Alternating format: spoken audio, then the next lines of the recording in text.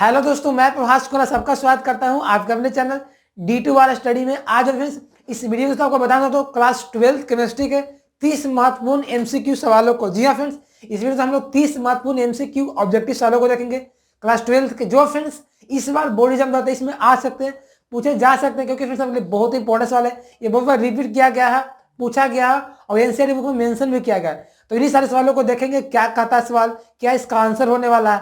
ठीक है, तो समझना, क्लियर करना इन सारे प्रश्नों को। तो बस वीडियो को अंत तक देखते रहेगा। वीडियो अच्छा लगेगा तो लाइक कर दीजिएगा, और भी सीखिएगा तो यार चैनल को सब्सक्राइब कर दीजिएगा। तो now let's start this video. तो जैसा फ्रेंड्स यहाँ पे देख सकते हैं कि मैं अभी 18 प्रश्न लिया हूँ, 12 में और लूंगा इसी वीडियो में। अब प्रश्न बहुत अच्छा प्रश्न इसमें लिया गया। ठीक है, आप इतना अच्छा प्रश्न फ्रेंड्स की 100% गारंटी है कि आ सकता है। ठीक है, इसलिए आप जा रहे एग्जाम देने तो छोटा सा वीडियो आपको अच्छा मार्क्स ला सकता है। ठीक है, तो कोई भी बोर्ड से हो, ये सब आपका पढ़ना है। क्लास 12 केमिस्ट्री में जो सब एनसीईआरटी बुक चल रही होगा तो सब आपको सवाल आ सकता है। ठीक है, तो चलिए प्रश्नों को पढ़ते हैं, आंसर को देखते हैं। तो पहला प्रश्न पढ़िए, क्या कहता है। पहला प्रश्न ये बोल रहा है कि अल्केनल का सामान्य अनुसूत्र होता है। तो इसका आपका अनुसूत्र बताना है। पता है? नहीं पता तो मैं बताता हूं। इसका फ्रेंड्स होता है CnH2nO। इसका देखिए बताता हूं अनुसूत्र का मतलब क्या होता है, जो आप कभी जानते नहीं होंगे या आपको कोई टीचर नहीं बताएगा। देखिए अनुसूत्र का मतलब बताता हूं, CnH2nO। देखिए अनुसूत्र का मतलब ये होता है कि उस पर आप वैल्यू को रखिएगा, n का मान 1 2 3, तो पूरा फार्मूला बन जाएगा।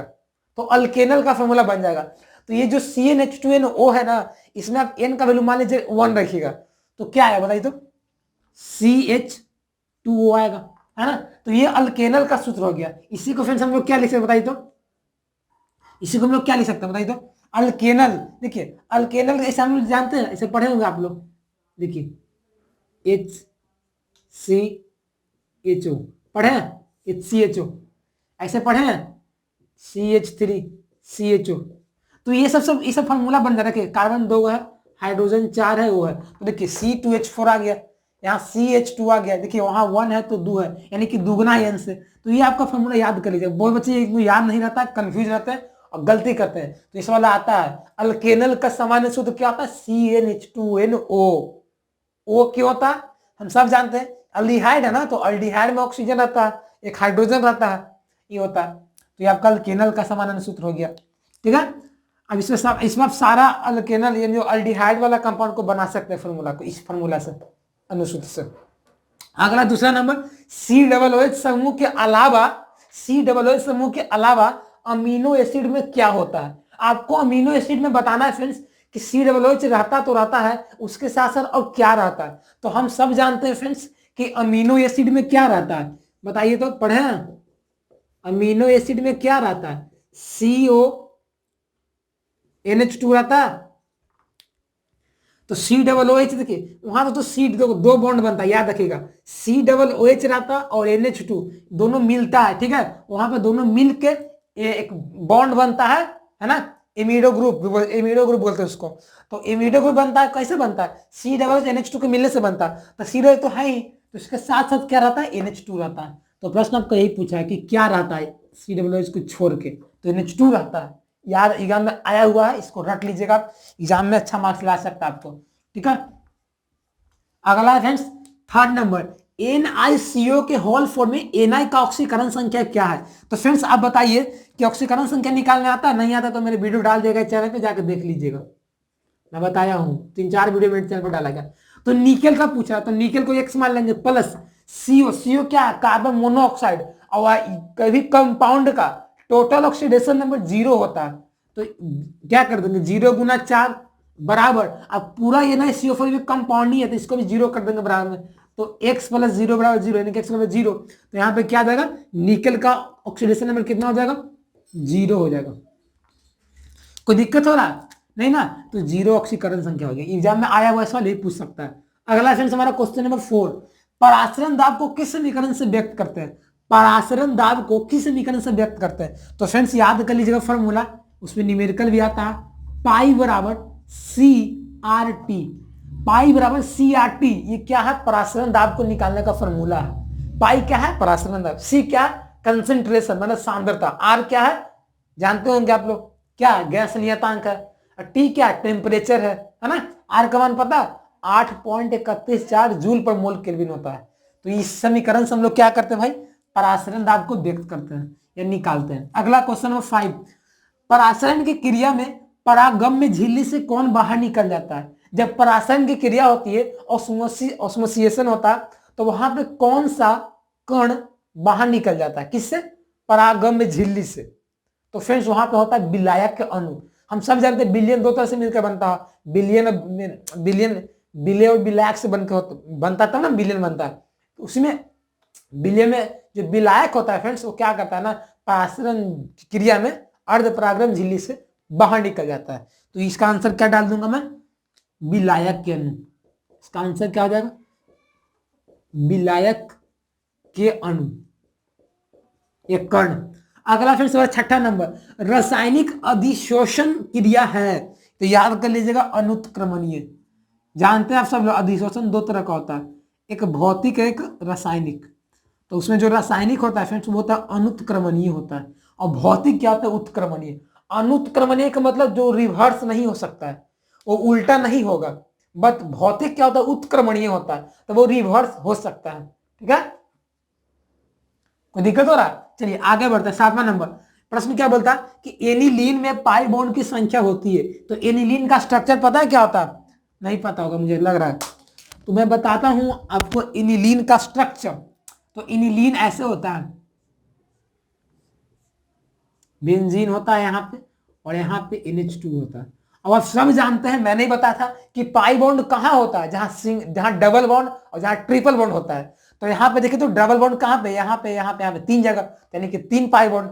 और NH2 में कहीं डबल बॉन्ड आएगा, नहीं आएगा ना, क्योंकि आप इसको ऐसे लिखेगा NH2 को, H2 को क्या लिखेगा, इधर से H और इधर से H, तो सिंगली बॉन्ड है ना। तो पाई बॉन्ड कहाँ हो गया, पहला, दूसरा, तीसरा।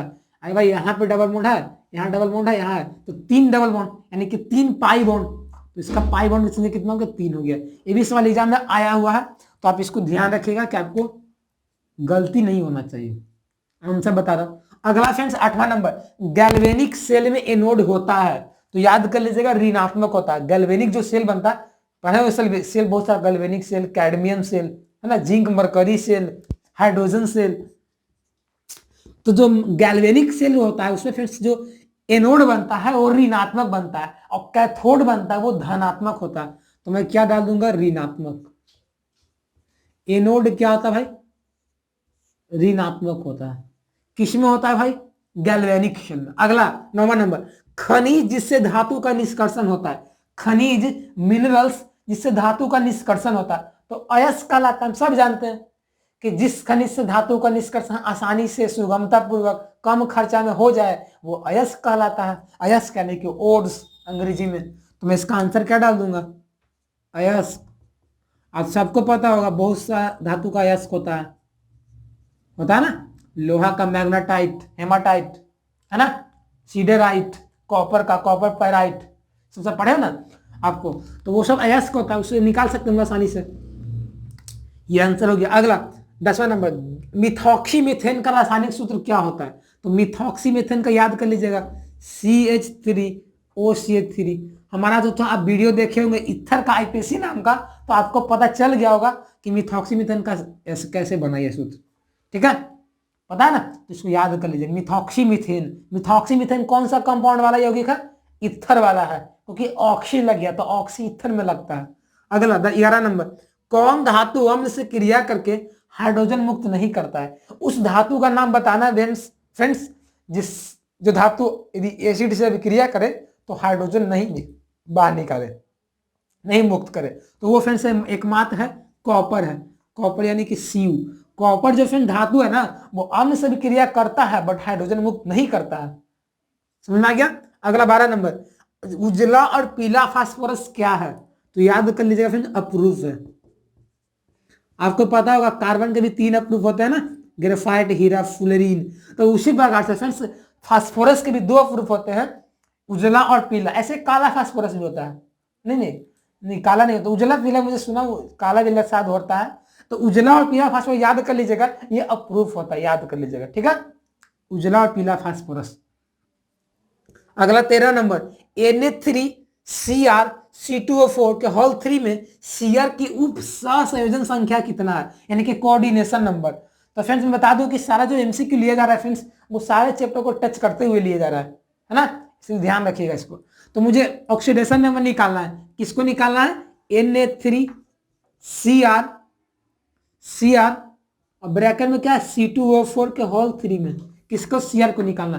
तो फ्रेंड्स कोऑर्डिनेशन नंबर या उप सहसंयोजन संख्या जो होता है फ्रेंड्स, वो क्या होता है ना, केंद्रीय धातु के बीच लिगैंड कितना बॉन्ड से बंध रहा है, कितना बॉन्ड से जुड़ रहा है, उसकी संख्या होती है। लिगैंड की संख्या ही उप सहसंयोजन संख्या होती है। तो कोऑर्डिनेशन जो नंबर निकालना है Cn उप सहसंयोजन संख्या, वो कैसे निकलेगा, C2O4। तो इसका देखिए C2O4 दोस्तों कैसा है, इसमें 2 चार्ज होता है, तो 2 गुना 3 बराबर 6, तो 6 इसका फ्रेंड्स क्या आ जाएगा, आपका कोऑर्डिनेशन नंबर आ जाएगा, 6 इसका आंसर हो जाएगा। C2O4 फ्रेंड्स बता देते, देखिए अब 2 इसलिए आया है फ्रेंड्स क्योंकि C2O4 जो है फ्रेंड्स वो आपका क्या है, बाइडेंटेंट लिगैंड है, यानी कि क्या मैं बोलूं इसको, अरे बाइडेंटेंट यानी कि दो बॉन्ड से जुड़ सकता है, समझ रहे। तो बाइडेंटेंट होता है, मोनोडेंटेंट होता है, टेट्राडेंट होता है। तो ये बाई है नहीं, दो इस दो से जुड़ता है, तो इसका 2 गुना कर दिया। अब ऐसे से 3 गो है C2O4, तो 3 दूनी 6 यानी कि 6 जुड़ गया, 6 इसका पूरा टोटल नंबर हो गया, कोऑर्डिनेशन नंबर। तो ये 6 आपका ऑप्शन संख्या आ गया। तो इस वाले एग्जाम में आएगा तो बना देना। यदि आपको नहीं निकालने आता कोऑर्डिनेशन नंबर या उप संख्या, तो मेरे चैनल वीडियो डाल दिया गया, जाकर देख सकते हैं, बहुत अच्छे से बताया गया। मुझे पता है इसमें बच्चों को समस्या रहता है ना, इसलिए इसको देख लो, क्लियर कर लो। यहाँ में आता है MCQ 14 नंबर, बात्या भट्टी में किस धातु का ऑक्साइड का चयन होता है ना। तो याद कर लीजिएगा फ्रेंड्स, लोहा का Fe का चयन होता है। मैंने बता दिया था आपको लोहा के निष्कर्षण की विधि, उसमें बताया था, बात्या भट्टी को मैं ड्रा भी किया था, तो याद कर लीजिएगा। तो बात्या भट्टी में किसका होता है, लोहे के ऑक्साइड का अपचयन होता है। अगला 15 नंबर, रवादार ठोस का उदाहरण है। तो रवादार यानी फ्रेंड्स इसमें याद कर लीजिएगा, हीरा जो फ्रेंड्स है ना, वो रवादार ठोस का उदाहरण है, या परतदार या हीर रवादार। अगला 16 नंबर, ओलियम का रासायनिक सूत्र क्या है, बहुत अच्छा प्रश्न MCQ है, याद कर लीजिएगा H2S2O7। ये क्या है, ओलियम का रासायनिक सूत्र है, मैं एग्जाम दे रहा था उससे पूछा था, तो भी याद कर लीजिएगा आप भी। अगला है 17 नंबर, बेरवादार ठोस का उदाहरण है। तो देखिए रवादार में तो हीरा जाता है, ग्रेफाइट आता है, बट बेरवादार में कांच आता है, कांच यानी कि ग्लास। तो याद कर लीजिएगा कांच कैसा ठोस का उदाहरण है, ग्लास। और मैं फ्रेंड्स बता दूं कि सारा MCQ आप स्क्रीनशॉट ले लीजिएगा, क्योंकि आपको भले ही के लिए बोल रहा हूँ, क्योंकि एग्जाम में आ जाएगा, इतना बार बोल रहा हूँ तो आ ही जाएगा, ठीक है। तो याद कर लीजिएगा ग्लास जो है बेरवादार ठोस है। 18 नंबर, क्या है, कौन सा बिलियन रॉल्ट नियम का पालन करता है। तो इसका आंसर याद कर लीजिएगा, आदर्श बिलियन। देखिए गाइस, बिलियन 2 तरह का होता है, एक आदर्श और एक अनादर्श। तो आदर्श बिलियन वो होता है जो क्या बोला जाए, कमरे के ताप एवं दाब पे रॉल्ट नियम का पालन करे, आदर्श बिलियन आइडियल सॉल्यूशंस। और जो बिलियन रॉल्ट के नियम का पालन नहीं करे वो अनादर्श बिलियन है ना, वो अनादर्श होता है। तो ये आदर्श बिलियन हो गया। तो इस तरह से मैं 18 प्रश्नों को लिया हूं, जो मैं आपको MCQ था, जो आज आ जाएगा एग्जाम में, खुश आ बहुत अच्छा सा, जिसको नोट करिए, ताकि मैं आगे के प्रश्नों 12 को सिलसिला नहीं सॉल्व करा देता हूं, ठीक है। तो नोट करिए इसको। चलिए फ्रेंड्स, हम लोग क्या करते हैं, जो लास्ट जो बचा हुआ प्रश्न उसको क्लियर करते हैं, ठीक है। तो पढ़ा जाए प्रश्न नंबर 19 को, 19वां नंबर प्रश्न क्या बोलता है, 19वां नंबर, कि किस बिलियन में टिंडल प्रभाव होता है। यानी कि उस बिलियन का नाम बताइए इसमें टिंडल प्रभाव होता है। इससे तो समय तो होता नहीं है, सब जानते होंगे। तो वह किसमें होता है, वो होता है फ्रेंड्स कोलाइडी बिलियन में, याद रखिएगा। कोलाइडी बिलियन में क्या था फ्रेंड्स, टिंडल प्रभाव, है ना, जो टिंडल नाम वैज्ञानिक ने दर्शाया था। तो इसका आंसर में क्या डाल दूंगा, कोलाइडी बिलियन में। याद रखिएगा सब में नहीं होता है, सिर्फ और सिर्फ कोलाइडी बिलियन में होता है टिंडल प्रभाव, कोलाइडी बिलियन, है ना।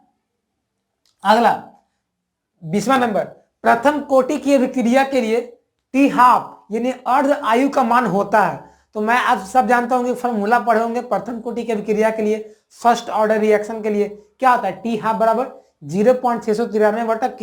मैं पढ़ा ना, आप सब पढ़े होंगे फॉर्मूला को, यार एग्जाम में ना 5 नंबर का सवाल आता है इसको प्रूव करने के लिए। 0.693/K होता है, क्या होता है, टी हाफ का मान। ठीक है। टी हाफ का मान पूछता है ना 0.693/K। चलिए आगे बढ़ते हैं। अगला है किसवा नंबर, किसी पदार्थ की क्रिया करने की दर निर्भर करती है। कोई भी पदार्थ की क्रिया करने का दर किस पे निर्भर करता है, तो फ्रेंड्स वो निर्भर करता है सक्रिय द्रव्यमान पे। इनसे याद कर लीजिएगा, एक्टिव मास पे, सक्रिय द्रव्यमान पे। और एक बात याद कर लीजिएगा फ्रेंड्स, धातु या ठोस का फ्रेंड्स सक्रिय द्रव्यमान 1 होता है, याद कर लीजिएगा कितना होता है 1 होता है। सक्रिय द्रव्यमान पर निर्भर करता है, कौन निर्भर करता है, किसी पदार्थ के क्रिया करने का दर। या में आया हुआ सवाल ये पूछता बहुत बार है, ठीक है। अगला 22वां नंबर, HCP इकाई सेल में, HCP इकाई सेल में परमाणुओं की संख्या कितनी होती है, तो इसका आंसर 6 याद कर लीजिएगा। कितना होता है 6 याद कर लीजिएगा, है ना। अगला 23वां नंबर, CONH2 समूह को क्या कहा जाता है, तो मैंने अभी हाल फिलहाल बताया था इसी वीडियो में, थोड़ा सा इसके पहले बताया था कि CONH2 को एमिडो ग्रुप कहते हैं। एक एमिनो होता है और एक एमिडो ग्रुप होता है, इसको हम लोग क्या कहते हैं, एमिडो ग्रुप। ये भी एग्जाम में सवाल आया हुआ है और पूछता बहुत बड़ा है, ठीक है, गड़बड़ पूछता है भाई। इसको क्या, एमिडो ग्रुप है ना, एक एमिनो होता है NH2, बस ये एमिडो ग्रुप है। अगला फ्रेंड्स हमारा है 24वां नंबर, किसी अभिक्रिया के उत्प्रेरक, किसी अभिक्रिया में उत्प्रेरक अभिक्रिया के दर को ... है, क्या करता है। इसका मतलब आपको पूछ रहा है कि कोई भी रिएक्शन में जो उत्प्रेरक होता है, जो कैटलिस्ट होता है, वो क्या करता है अभिक्रिया को, दर को बढ़ाता है कि दर को घटाता है कि अपवर्तित रखता है। तो याद कर लीजिएगा फ्रेंड्स, जो उत्प्रेरक होता है अभिक्रिया को दर को बढ़ा भी सकता है या तो घटा भी सकता है, याद कर लीजिएगा उस सिचुएशन के अकॉर्डिंग। मान लीजिए रिएक्शन में जरूरत है घटाना दर को, रिएक्शन रेट ऑफ क्या होता है, रेट ऑफ रिएक्शन को, तो वहां पे घटा देगा, जरूरत है बढ़ाने का तो बढ़ा देगा। तो उत्प्रेरक काम करता है, याद कर लीजिएगा। तो क्या करता है आंसर, दर को बढ़ाता या घटाता, याद कर लीजिए, बढ़ाता या घटाता है अभिक्रिया का दर, कौन, उत्प्रेरक। अगला 25वां नंबर, कौन सा हाइड्रोजन प्रबलतम ऑक्सीकारक है, कौन सा हाइड्रोजन प्रबलतम ऑक्सीकारक है, तो इसका आपका आंसर हो जाएगा आयोडीन। आयोडीन है ना फ्रेंड्स सबसे ज्यादा ऑक्सीकारक, यही होता है। जैसे आप hydrogen, fluorine, chlorine, bromine, iodine है ना, तो सबसे ज्यादा आयोडीन होता है। अगला 26 नंबर, कौन से CH4 यानी कि मीथेन में सिग्मा बॉन्ड की संख्या है, तो मैं बताया था कि सिग्मा बॉन्ड यानी कि सिंगल बॉन्ड, तो मीथेन क्या होता है CH4, तो C हाइड्रोजन इधर हाइड्रोजन, इधर हाइड्रोजन, इधर हाइड्रोजन, तो 1 2 3 4 सिंगल बॉन्ड है, यानी कि फ्रेंड्स यहाँ पे कितना हो जाएगा 4 सिग्मा बॉन्ड हो जाएगा। तो इसका आंसर कितना आ जाएगा, इसका आंसर क्या आ जाएगा 4 आ जाएगा, सिग्मा बॉन्ड।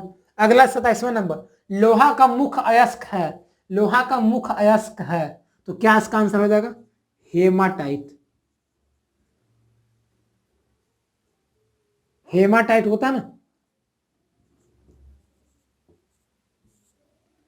हेमाटाइट Fe2O3, तो हेमाटाइट क्या होता है, लोहा का प्रमुख अयस्क होता है। ऐसा बहुत सा होता है, हेमाटाइट, मैग्नेटाइट, सिडराइट, है ना। तो ये तो अगला है 28वां नंबर, डेटॉल का उपयोग किस रूप में किया जाता है।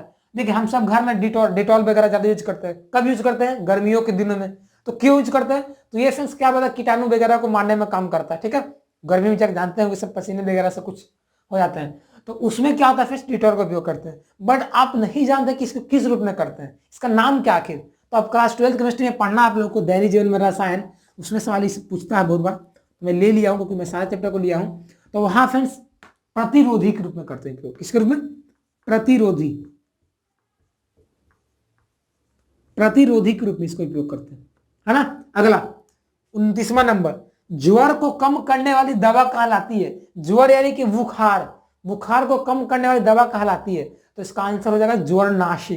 क्या होता है, ज्वरनाशी, है ना, क्या जाएगा ज्वरनाशी, ये याद कर लीजिएगा।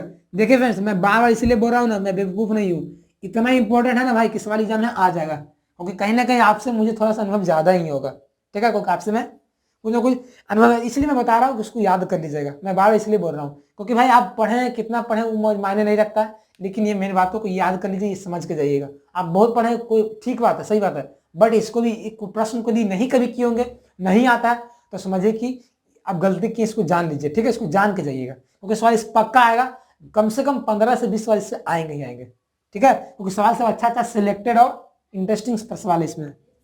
अगला 30वां नंबर, नाइट्रिक अम्ल किस विधि से तैयार किया जाता है? तो इसका आंसर याद कर लीजिएगा, ओस्टावाल्ड विधि। एक ओस्टावाल्ड प्रोसेस है, उससे हम लोग नाइट्रिक अम्ल को तैयार करते हैं, और सवाल इससे भी आता है कि ओस्टावाल्ड विधि द्वारा नाइट्रिक अम्ल को तैयार करें। उसका मैं वीडियो ला दूंगा, कैसे बनता है बता दूंगा, ठीक है। तो याद कर लीजिएगा, ओस्टावाल्ड विधि से क्या करते हैं हम लोग, नाइट्रिक अम्ल को बनाते हैं। तो फाइनली गाइस 30 प्रश्न था जो मेरे लिए इंपॉर्टेंट लगा कि नहीं आप सबको जानना चाहिए, इसलिए मैं लाया, तो इसलिए प्रश्नों को समझिएगा, ठीक है, क्योंकि आपके लिए इंपॉर्टेंट साबित हो सकते हैं एग्जाम में, ठीक है, तो इसको नोट कर लीजिए आप लोग। तो फ्रेंड्स आज तक समझते नहीं, आज का वीडियो कैसा लगा, अच्छा लगा ना, कुछ सीखे यार, आप सबके लिए हेल्पफुल था, तो प्लीज यार वीडियो को लाइक कर देंगे, और चैनल को सब्सक्राइब नहीं किए तो प्लीज यार चैनल को फटाफट सब्सक्राइब कर देंगे, क्योंकि आप सब जानते हैं कि जब तक आपका एग्जाम खत्म ना हो जाए, हमारे चैनल पर लगातार तैयारी कराई जा रही है, वीडियोज डाले जा रहे हैं आपको एग्जाम से लेकर रिलेटिव, तो इसलिए चैनल को सब्सक्राइब कर रखें और सीखते रहे, आगे बढ़ते रहें, ठीक है। और फिर मैं ज़्यादा तो यही कहूँगा कि वीडियो को शेयर करिएगा अपने फ्रेंड्स के साथ, जो आपके दोस्त पढ़ते हैं, आप साथ एग्जाम देने जा रहे हैं, ताकि वो भी सीखेंगे, वो भी आगे बढ़ेंगे।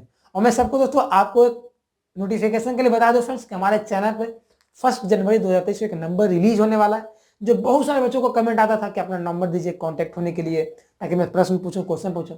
तो अब फाइनली वो समय खत्म हो गया, अब नंबर मेरा आने वाला, उस नंबर से आप डायरेक्टली मुझसे कॉन्टैक्ट में आ सकते हैं, और वहाँ पे फ्रेंड्स सवाल पूछ सकते हैं। और फिर बता दूं दोस्तों, आप सब इतना मैं मेहनत कर रहा हूँ आप सबके एग्जाम को लेकर, अच्छा मार्क्स है, तो आपका अच्छा मार्क्स आएगा, तो प्लीज़ अपने मार्क्स का वीडियोज बना के आप खुद एक वीडियो भेजिए मेरे व्हाट्सएप नंबर पे, जिसको मैं अपलोड करूंगा अपने चैनल पे। बनाने का मुख्य उद्देश्य ये फ्रेंड्स, ताकि बच्चे आपके मार्क्स से इंस्पायर हों, ठीक है, इसलिए मैं व्हाट्सएप एक बनेगा, ग्रुप बनेगा, उसमें ज्वाइन हो सकते हैं, और उसमें अपना स्ट्रेटजी को बताइएगा, जिससे आपको बच्चे आपसे सीखेंगे, आगे बढ़ेंगे, ठीक है। तो सब चीज़ को ध्यान रखिएगा, थोड़ा सा इन्फॉर्मेशन तो मैं बता दिया, ताकि बच्चे जान जाए, ठीक है, कोई दिक्कत नहीं ना। चलिए तो मिल जाएगा नए वीडियो में, तब तक के लिए बढ़ रहेगा चैनल से। जय हिंद, जय Bharat, take care, bye, best of luck.